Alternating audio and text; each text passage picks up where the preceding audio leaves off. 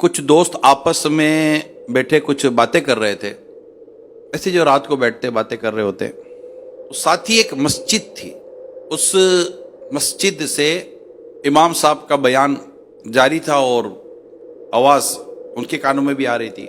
इमाम साहब बयान करते करते कुछ यूँ फरमा रहे थे कि गौसे आज़म रहमतुल्लाह ताला अलैह फरमाते हैं, गौसे आज़म रहमतुल्लाह ताला अलैह फरमाते हैं। तो वो जो दोस्त बैठे हुए थे, एक ने कहा कि तुम सुन रहे हो ये इमाम साहब क्या कह रहे हैं? कहा क्या? ये गौसे आज़म गौसे आज़म गौसे आज़म कह रहे हैं, ये गौसे आज़म कौन है? तो आपस में बातचीत चलती रही। कहा ये चलते हैं ना, इमाम साहब से बात कर लेते हैं, इमाम साहब से पूछ लेते हैं गौसे आज़म कौन है। बयान वगैरह ख़त्म हुआ तो ये दोस्त मिलकर पहुँचे कि चले इमाम साहब से पूछते हैं कि गौसे आज़म कौन है। इमाम साहब से दुआ सलाम वगैरह हुई और उन्होंने कहा कि हम बाहर बैठे हुए थे, इमाम साहब वो आप बयान कर रहे थे और बार बार गौसे आज़म कह रहे थे, आप गौसे आज़म फरमाते हैं, गौसे आज़म फरमाते हैं। तो हम आपस में बात कर रहे थे तो हम कहा चले आपसे पूछ लेते ये गौसे आज़म कौन है? कहा गौसे आज़म ये अल्लाह के वली हैं। नहीं, कहा आप जो कह रहे थे कि वो गौसे आज़म फरमाते हैं क़दबी हाज़िही अला रक़बती कुल्ली वलीयिल्लाह, यानी मेरा ये कदम हर वली की गर्दन पर है। क्या? तो फिर इमाम साहब ने कहा कि बैठो बेटा मैं तुम्हें बताता हूँ। फिर इन्होंने बताया कि गौसे आज़म बहुत बड़े आलिम दीन और अल्लाह के बहुत ही बड़े वली थे। अच्छा, तो इनका नाम बोला, इनका नाम अब्दुल कादिर, कुनियत इनकी अबू मोहम्मद और लक़ब इनका मुहियुद्दीन है। आप पहली रमज़ानुल मुबारक 470 सीने हिजरी बरोस पीर सुबह सादिक के वक्त बगदाद शरीफ के इलाका जीलान में पैदा हुए और 11 रबीउल आखिर 11th रबीउल आखिर 561 सीने हिजरी में बगदाद शरीफ में आपका इंतकाल हुआ। आप हसनी और हुसैनी सैयद हैं।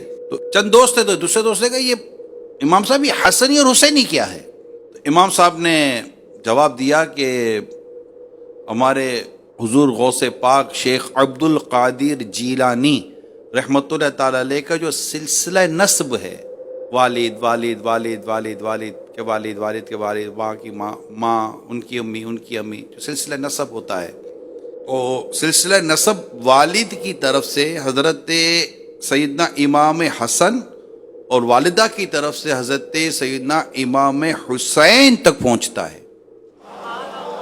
इसीलिए आपको हसनी और हुसैनी कहा जाता है। एक और दोस्त ने कहा कि इमाम साहब हमें गौसे पाक के बारे में कुछ और भी बताएं। इमाम साहब ने कहा कि गौसे पाक इतने बड़े अल्लाह के वली और नेक बंदे थे कि इनकी दुआएं कबूल होती थी। ये मुस्तजाब दावत है, ये दुआ करते थे, अल्लाह इनकी दुआ कबूल फरमा लेता था। आप फराइज की अदायगी के साथ साथ नवाफिल की भी कसरत क्या करते थे। आपके बयान में जो हाजरीन होते थे, यानी जो बयान सुनने के लिए आते थे, इनकी तादाद 70 हजार तक बयान की जाती है। एक और दोस्त ने कहा इमाम साहब ये बताएं कि जब आपका नाम अब्दुल कादिर है तो फिर इन्हें गौसे आज़म क्यों कहते हैं? तो इमाम साहब ने जवाब दिया कि बेटा गौस का माना है फरियाद को पहुंचने वाला। चूंकि मेरे गौसे पाक रहमतुल्लाह ताला अलैह गरीबों मिस्कीनों हाजतमंदों की मददगार हैं, इसलिए आपको गौसे आज़म के लक़ब से याद किया जाता है और ये आपका मशहूर लक़ब है, दुनिया में आप इस नाम से पहचाने जाते हैं। तो इमाम साहब ने माशाल्लाह इनको बड़े प्यारे प्यारे जवाब दिए और इनकी परेशानी को इमाम साहब ने दूर करने की कोशिश की। इमाम साहब ने फिर इनफरादी कोशिश शुरू कर दी। जब जो बैठे थे ना, जो सवालात करने के लिए आए थे, तो इमाम साहब ने कहा कि गौसे पाक रहमतुल्लाह ताला अलैह बहुत ज़्यादा इबादत और रियाजत और कुरान की तिलावत क्या करते थे। आपने 40 साल तक ईशा के वज़ू से फजर की नमाज अदा फरमाई, 15 साल तक हर रात में एक कुरान पाक ख़त्म किया करते थे। ये गौसे पाक रहमतुल्लाह ताला अलैह की जो इबादत थी उसको बयान किया। हमारे गौसे पाक फ़राइज़ के पाबंद थे, नवाफिल अदा करते थे, तिलावत क्या करते थे, عبادت کرتے تھے، ریاضت کرتے تھے.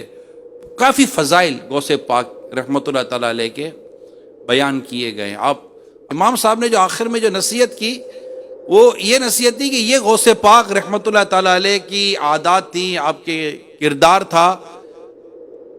پیارے بچوں، آپ کو بھی اس پر عمل کرنا چاہیے.